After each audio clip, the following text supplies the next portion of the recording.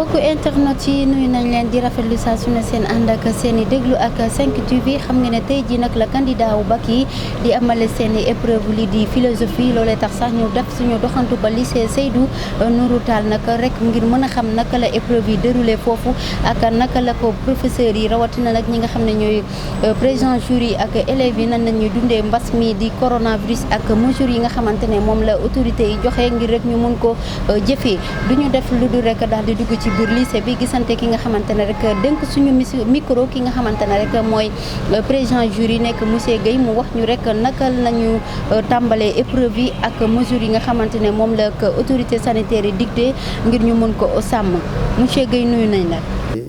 dugg nañ ceeg bismillahi rahmaani rahim ngeen ceeg alhamdulilahi rabbi alamin examen bi commencé nañ ko juróom-ñetti waxtu bi mu tegee fukki saa ci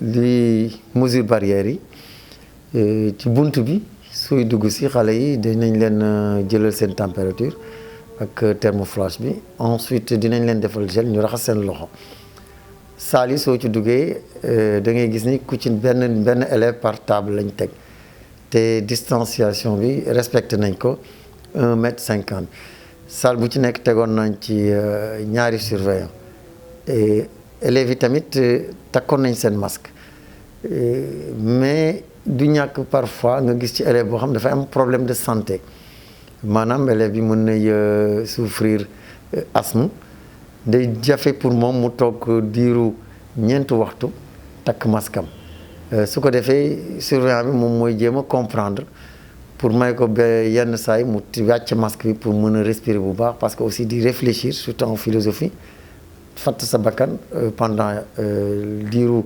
ñeenti waxtu dafay xaw a jafe ensuite problème amuñu ko sauf que bi ñu tàmbalee am na ay quelques élèves yu ñëw ci man di ma wax ni dañu fàtte seen convocation ñenn ñi dañ ko réeral biñ ma ko waxee ma jéem a jokkoog waa office du bac am na lu ñu ma wax ma def ci wàllu boobu def naa ko bi ma ko defee alhamdulilah élèves yëpp delluwaat ñoom ñëpp delluwaat nañ ci classe bi tardé wu ñu def seen composition normalement. amoo leen benn absence su élève par rapport à li nga xam ne moo am xam nga retardé wala koo xam ne il était inscrit au baccalauréat mais actuellement il n'est pas venu wala il n'est pas venu pour faire les épreuves. waaw effectivement am na parce que sooy xool ñi inscrire woon fii pour mën a def bac bi suñu boolee série parce que ñaari série la suñu boolee série L yi ak série S yëpp tolloon na ci ñetti téeméer ak ñeent fukk ak ñeent ci ñetti téeméer ak ñeent fukk ak ñeent yooyu amoon nañ ci téeméer ak ñeent fukk ak juróom góor ak téeméer ak juróom-ñeent fukk ak juróom-ñeent ci jigéen bi ñu xoolee gis nañ ni am na ñaar fukk ak juróom-ñett yoo xamante ni ñëwuñu kon ñi jot a ñëw toll na ci ñetti téeméer ak fukk ak juróom-benn ñu am ci góor ñi téeméer ak fanweer ak juróom-benn jigéen ñi téeméer ak juróom-ñett fukk ak juróom kooku sooy xool. ñun li ñu xalaatoon sax alhamdulilah àgguñu fa parce que ci ñetti téeméer ak fanweer ak ñeent fukk ak ñeent nga am ci ñaar fukk ak juróom-ñett rek yu ñëwul kooku mën nga ni alhamdulilah parce que xalaatoon nañ ni dina gën a lim bi dina gën a weesu loolu kon mën nañ ni mbas mi xëy na nekkul benn gàllankoor ci élèves yi ba tax defuñu examen bi. est-ce que mën na fàttali sa tur ak fonction bi ak président jury bi. waaw Ousmane Guèye la maa ngi jury comme superviseur jury 13 53 fii ci lycée Thierno Seydou Nourou Tall. Merci professeur. Merci beaucoup. bu ñu jógee ci monsieur Guèye rek du ñu def leneen lu du dem ci ki nga xamante ne rek mooy censeur lycée bi nekk monsieur Gomis moom it du ñu def dara di ko laaj rek moom mi nga xam ne moo ŋànk wàllum kaaraange rawatina lépp lu jëmale ko élève bi fii ci lycée Seydou Nourou Tall mu xamal ñu mbas mi naka nañ lañu dundee mbas mi ak épreuve yi ndax amuñu benn jafe-jafe par rapport élèves yi nga xamante ne dañoo jóge fu sori retard yeeg ak manque de voiture yi nga xamante ne mi ngi am waaye tamit duñu taay di ko laaj nan nañu dundee épreuve yi fii ci lycée Seydou Nourou Tall. Professeur censeur nuyu nañ la. Je m'appelle François Gomis, je suis le censeur du lycée Thierno Seydou Nourou Tall. Voilà, par rapport à la situation de l'anticipé, de l'organisation de l'anticipé du bac, je suis disposé à répondre à certaines questions. Monsieur le directeur de censeur, est-ce que vous pouvez revenir sur le déroulement et les mesures barrières qui ont été dictées par les autorités sanitaires? Voilà, concernant le déroulement, tout se passe bien. On était avec le président du jury, le superviseur, M. Guèye. On a fait le tour avant de lancer les épreuves. Nous avons d'abord constaté que tout se passe bien. Et c'est par la suite qu'on est revenu pour lancer les épreuves. Et les surveillants étaient là, et les élèves aussi, malgré quelques retards, qui n'est pas bon. Les retards, on peut les comptabiliser, ils ne sont pas nombreux. Voilà, c'est ça. Pouvez-vous revenir sur les mesures barrières? Oui, pour les mesures barrières, nous, on avait déjà mis un dispositif ici, coordonné par M. Sitor Ndour, professeur de PS ici au lycée Thierno Seydou Nourou Tall. Pratiquement, c'est ce même dispositif qui a eu à diriger vraiment l'organisation concernant les mesures sanitaires. Et vous-même, vous l'avez constaté en entrant ici.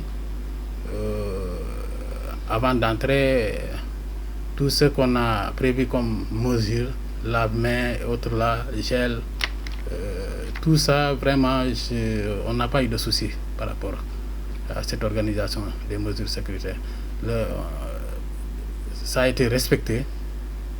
Et finalement, je pense que on peut dire que ça a été une réussite aujourd'hui. L'épreuve du bac, on l'a organisée dans le calme. On avait eu peur avec la pandémie là, mais bon, heureusement que tout s'est déroulé dans de très bonnes conditions. Voilà. Par rapport à l'effectif des candidats, avez-vous des absences? Oui, par rapport à l'effectif des candidats, nous avons 28 absents. 28 absents, dont 14 filles et 14 garçons. Concernant aussi le nombre, les candidats qui ont composé, ceux qui étaient présents, pratiquement nous sommes à 316. 316 dont 131 garçons et 185 filles. Par rapport au retard, avez-vous des retardataires et des autres qui ont perdu leur convocation? Vous en avez? Oui, le président du jury qui traitait ces questions, mais il a eu à régulariser pas mal de soucis par rapport. Il n'était pas nombreux quand même, mais il a eu à régulariser certains problèmes liés à cela. Oui. Par rapport aux autres classes qui vont passer en classe supérieure, le processus de passer à classe supérieure, vous avez lancé ça? Ou bien vous attendez au mois de septembre pour faire selon ce que le ministère de l'Éducation avait dit? Voilà, par rapport au passage des élèves des classes intermédiaires, nous avons déjà fait des conseils de classe pour le passage, tout en respectant le calendrier du ministère. Et pratiquement pendant les conseils, nous avons respecté les critères édictés par le ministère. Et je pense que pour ceux qui n'ont pas la moyenne, ils vont subir les tests au mois de novembre. Voilà, c'est juste ça. Je pense que tout est OK. Hein. par rapport. Donc c'était ça pour les épreuves. Vous n'avez pas des étudiants ou bien des élèves du moins qui ont des maladies chroniques et qui ont obligé de porter des masques en classe. Est-ce qu'il n'y a pas certains qui veulent enlever le masque puisque c'est un peu étouffant? Vous n'en avez pas quelqu'un qui vous a signalé que je veux enlever mon masque? Concernant ce cas de figure, je pense que c'est M. Sitor Ndour. C'est lui qui règle tous ces problèmes liés à ces élèves qui ont des soucis de santé. Et je pense qu'ils ne sont pas nombreux ici. Mais rassurez-vous qu'on a quelqu'un qui connaît bien son métier, Sitor Ndour. Vraiment, nous avons tous confiance en lui. Il est en train de dérouler vraiment son programme avec son équipe, tout en respectant les mesures édictées par nos autorités sanitaires et politiques. Voilà. C'est le censeur du lycée Seydou Nourou Tall. C'est moi qui vous remercie. ñoo déggandoo kàddu yi nga xam ne moo duppee ci kii di censeur bu nekk ci lycée Seydou Nourou Tall nekk monsieur Gomis dénk nañu suñu kàddoom di ñu xamal ne amuñu benn jafe-jafe boo xamante rek relevé nañ ko si wàllum retard yi am nañ ci yenn nag yoo xam ne wan nañu ko ndax nee na absence yi am nañ 14 filles yu absenté am 14 garçons yoo xam ne dañoo absenté loolee nag joxuñu justification bi tax nag ñooñee mën a absenté waaye tamit ci wàllum mesure sanitaire yi nag wax nañu ne jël nañ ci seen responsabilité bu mag mat ndax élèves yi tamit tiitoon nañ sax waaye yàlla def na jàmm daal épreuve yi déroulé nañ ko ci jàmm kon nag mu nekkoon nag seen li nga xamante ne moom la 5TV indi woon ci wàllum épreuve bu philosophie tey ji ci lycée Seydou Nourou Tall ki leen nekkoon ci micro bi seen ndaw Aminata Koor Adama moo fare woon ci xarale bi ci machine bi ñu leen di jox jaajëfal ci beneen numéro te dinaa candidat yëpp yàlla may leen bac bi incha allah jaa ngeen jëf